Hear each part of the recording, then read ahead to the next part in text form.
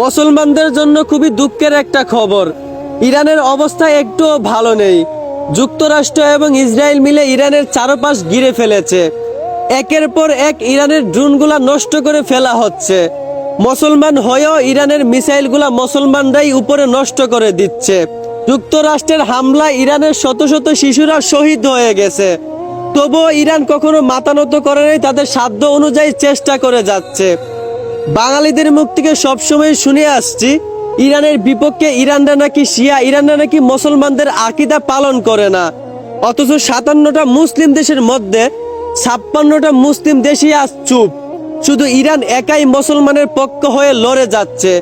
আর সেই ইরানের বিরুদ্ধেই আজ কিছু বাঙালিরা কথা বলতেছে। আর যেই দেশগুলোর পক্ষে গুণগান শুনতাম, সৌদি আরব নবীজির দেশ, সাহাবিদের দেশ, আজ সেই সৌদি আরব আর কাতারি বিপক্ষে চলে গেল মুসলমানের, বেঈমানদের পক্ষ নিল। ব্যাপার না, মুসলমানদের সঙ্গে আল্লাহ আছেন, তোমরা না থাকলেও হবে।